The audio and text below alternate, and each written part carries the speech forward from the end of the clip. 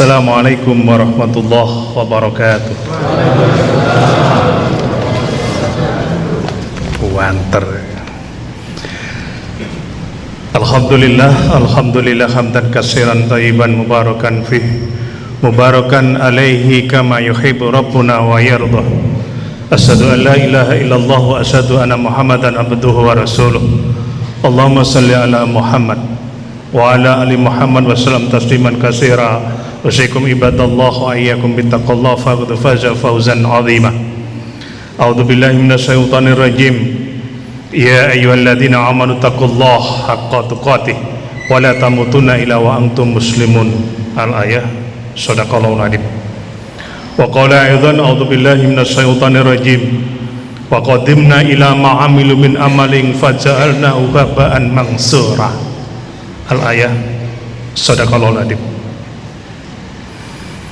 Yang amat saya hormati dan yang saya muliakan Aba Huda selaku takmir masjid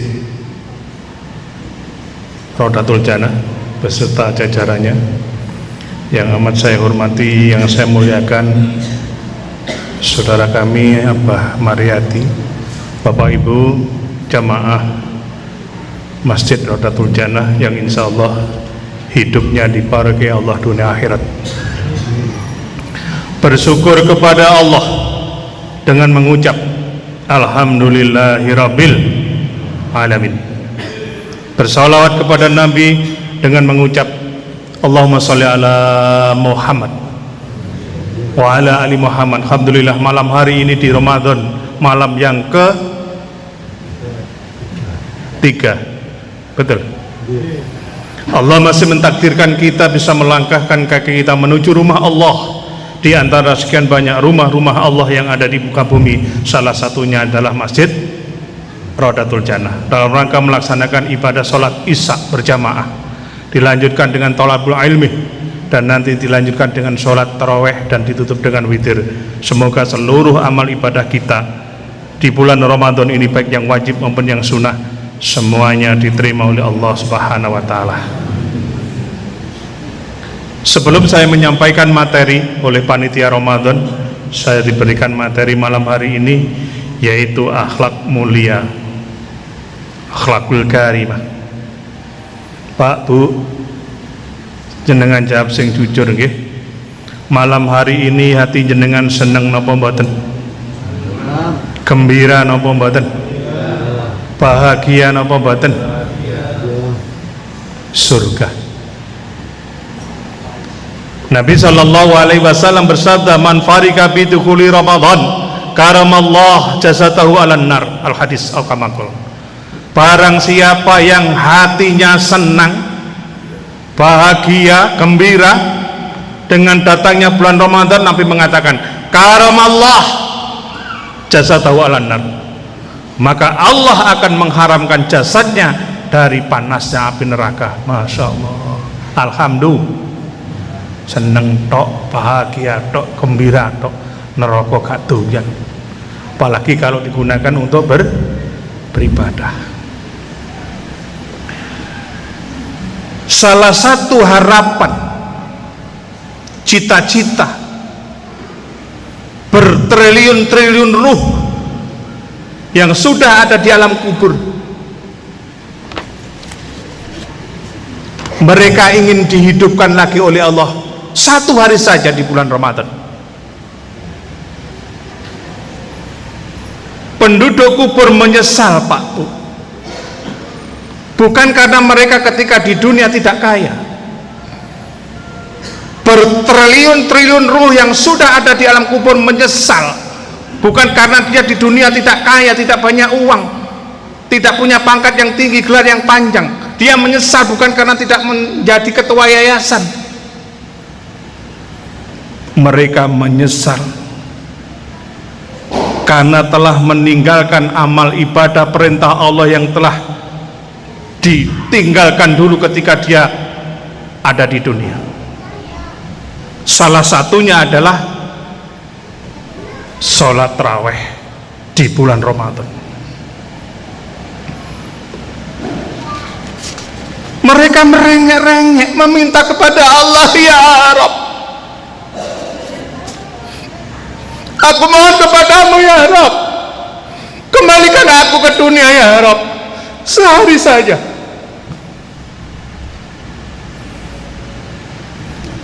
Angan-angan, cita-cita, harapan bertriliun-triliun ruh yang sudah ada di alam kubur. Maka kita bersyukur, saudara, hari ini Allah masih mempertemukan kita di bulan Ramadan tahun 1447 Hijriah ini. Dan semoga ini bukan Ramadan yang terakhir bagi kita, dan semoga Ramadan yang akan datang Allah tetap mempertemukan dengan kita. Di dalam Al-Quran surah 23, yang bawa HP bisa dibuka, surah 23 itu Al-Mu'minun. Di ayat ke-99 sampai ayat 100 Allah memberikan nasihat. Apa kata Allah? Hatta idza jaa ahadumul mautu qala rabbirji'un. Demikianlah keadaan orang-orang kafir itu hingga apabila datang kematian kepada mereka, dia berkata, ya Tuhanku, kembalikan lagi aku ke dunia sehari saja. La ali a'malu sholika fima taraktu kalla innaha kalimatun huwa qailuha wa man wara'im barjakun ila yaumil yub'atsun. Dia mengatakan, agar aku dapat berbuat kebajikan, agar aku bisa sholat berjamaah isya, subuh, duhur, asar, agar aku bisa puasa di bulan Ramadan, baca Al-Quran, sedekah, sholat tarawih berjamaah yang dulu pernah aku tinggalkan. Dijawab oleh Allah, kalla innaha kalimatun huwa qailuha. Sekali-kali tidak. Itu hanya omongan di bibirmu saja. Itu hanya alasanmu saja, alias gedabrus. Nek wong PP lagi ngomong kapur barus sak lemari, gedabrus kak mari-mari. Dijawab oleh Allah, kalla innahum kalimatun huwa qailuha wa may warahim baryakun ila yaumil yub'atsun. Sekali-kali tidak, itu hanya ucapanmu saja, di bibir saja, dan di hadapan mereka ada barzah-barzah sampai hati mereka dibangkitkan. Mereka merengek-rengek menangis kepada Allah. Maka dulur, saya pesan,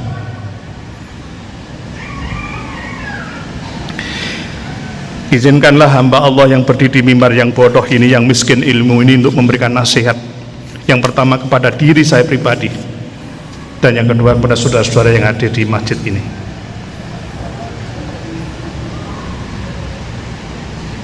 Ketika kita masih diberikan kesempatan oleh Allah, kesehatan, sisa umur di bulan Ramadan ini,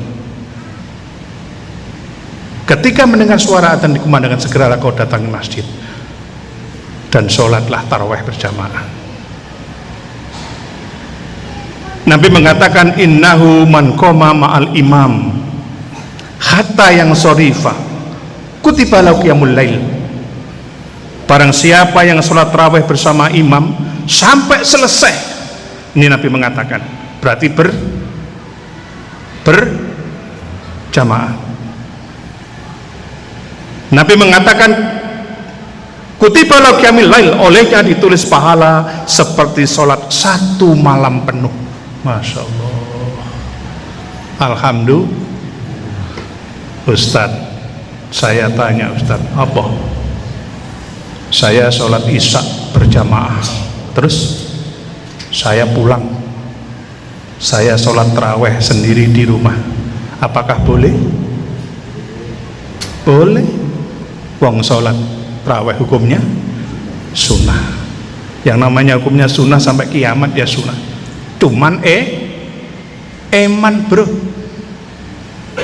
sholat tarawih itu adanya hanya ada di bulan Ramadan. Dan Nabi mengatakan, innahu man qoma ma'al imam, barang siapa yang sholat tarawih bersama imam hatta yang shorifa, sampai selesai, kita, kata Nabi, Kutiba lahu qiyamul lail, olehnya ditulis pahala seperti sholat satu malam penuh. Ustaz tanya lagi, Ustaz, iya apa? Sholat isya berjamaah, terus saya juga mengikuti kajian ceramah Ustaz, terus saya juga sholat tarawih berjamaah, terus setelah itu saya pulang Ustaz, sholat witir sendiri di rumah. Apakah boleh? Boleh. Cuma emak paling sampai ndak lumayan delok bal-balan antara Persebaya melawan Real Madrid, ya lembut. Saudara, akhlak mulia dan tutur kata yang baik itu dapat memberatkan timbangan di mizan. Sebagaimana Rasul sallallahu alaihi wasallam bersabda, diriwayatkan oleh Tirmidzi, hadisnya nomor 2134, 2.134. Apa kata Nabi? Ma min syai' yudaw fil mizan asqalu min husnil khuluq wa inna sahiba husnil khuluq la yablughu bi darajah sahibis shaum was shalah. Tidak ada sesuatu amalan yang jika diletakkan dalam timbangan lebih berat dari akhlak yang mulia. Sesungguhnya orang yang berakhlak mulia bisa menggapai derajat orang yang rajin puasa dan rajin sholat. Hadis riwayat Tirmidzi nomor 2134. Masya Allah. Ada dua kunci surga, saudara,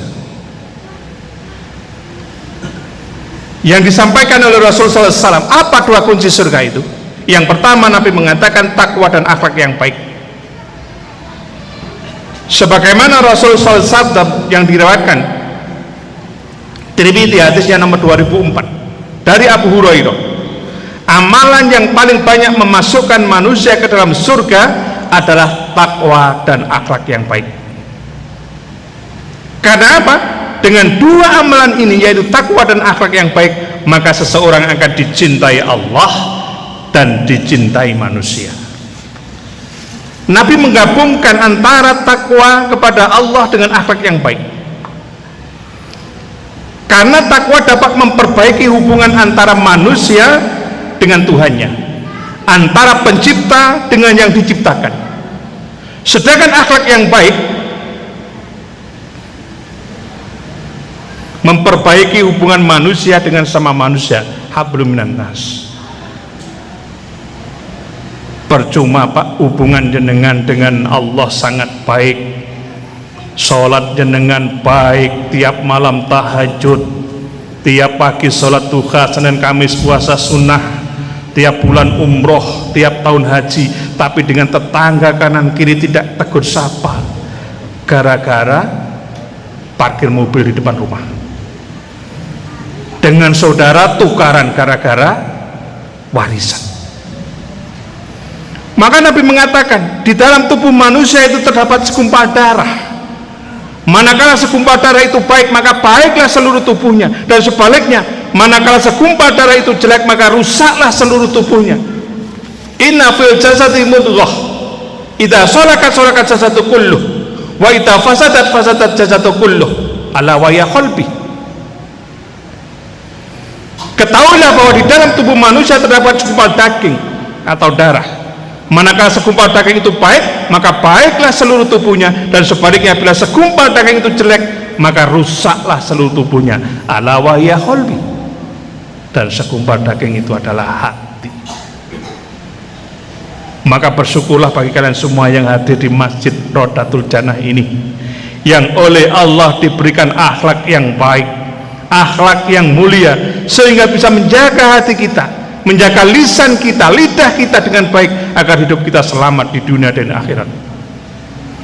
Yauma tashhadu alaihim alsinatuhum wa aydihim wa arjuluhum bima kanu ya'malun. Pada hari ketika lidah, tangan dan kaki mereka menjadi saksi atas apa yang dahulu mereka kerjakan. Saudara, mungkin saja lidah kita ini pernah menyakiti orang tua kita, Mungkin lisan kita ini tanpa sengaja pernah menyakiti tetangga kita, saudara kita, teman kita. Dari Abu Hurairah bahwa ada seseorang yang melapor kepada Rasul, wahai Rasul, sesungguhnya ada seorang wanita. Wanita itu rajin sholat sunnah, rajin puasa sunnah, rajin sedekah, rajin baca Al-Quran, namun dia suka menyakiti tangganya dengan lisannya. Dia tidak bisa menjaga lisannya dengan baik, dia tidak punya akhlak yang baik. Rasul SAW sabda, dia calon penghuni neraka. Kemudian sebaliknya ada salah satu sahabat bertanya lagi, wahai Nabi, kali ini ada seorang wanita yang jarang berpuasa sunnah, dia juga jarang sholat sunnah, dia hanya bersedekah dengan sepotong keju, namun dia tidak pernah menyakiti tetangganya, dia mempunyai akhlak yang baik, bisa menjaga lisannya. Nabi mengatakan dia calon penghuni surga. Hadis riwayat Ahmad nomor 9675. Terakhir, saudara, bersiap-siaplah kelak di yaumul hisab, hari perhitungan. Boleh jadi dirimu saat itu akan dikerubuti oleh orang-orang yang hendak meminta pertanggungjawaban dirimu, karena sewaktu di dunia sungguh mereka telah terzalimi oleh ghibahmu, oleh caci makimu, oleh fitnahmu.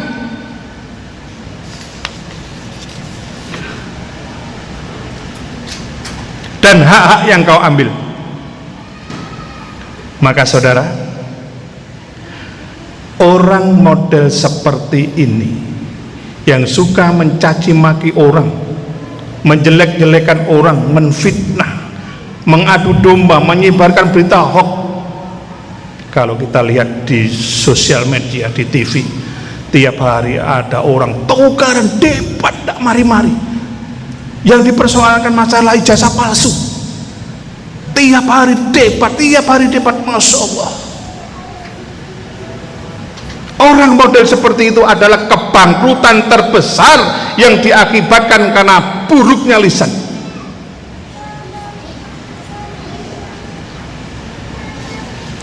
Allah memperingatkan kita di dalam Al-Quran surah 25 di ayat yang ke-23,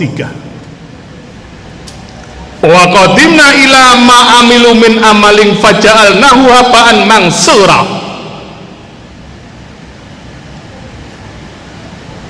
Dan kami akan perlihatkan segala amal yang mereka kerjakan besok di akhirat. Allah menunjukkan, hei si fulan, ini pahala sholatmu. Hei si fulan, ini pahala sedekahmu, baca Al-Quranmu, umrahmu, hajimu, ditunjukkan semua. Ini pahala menghadiri majelis-majelis taklim, ini pahala sholat berjamaahmu, ditunjukkan semua oleh Allah. Tapi kau tidak bisa menjaga lisanmu dengan baik, kau suka mencaci maki, menjelek-jelekan orang, menfitnah. Allah katakan, min amalin faja'alnahu haba'an mansura. Lalu amal ibadah itu aku jadikan debu yang berterbangan alias sia-sia. Saudara, bahkan jangan tersinggung, di ayat yang lain, orang yang punya hobi mencaci maki, menjelek-jelekan, debat kusir, sampai urat lehernya kelihatan medang-dang, sampai bahasa kebun binatang keluar semua.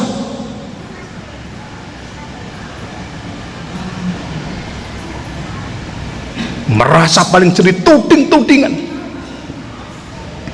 Allah mengatakan, alladzina yuhsaruna ala wujuhim ila jahannam ulaika sarum makana wa atulas sabila. Orang model seperti itu besok dimasukkan ke dalam neraka jahanam dengan diseret wajahnya, dan mereka itulah orang yang paling buruk tempatnya dan paling tersesat jalannya. Maka saudara, sambutlah setiap hari dengan penuh kebaikan hidup ini.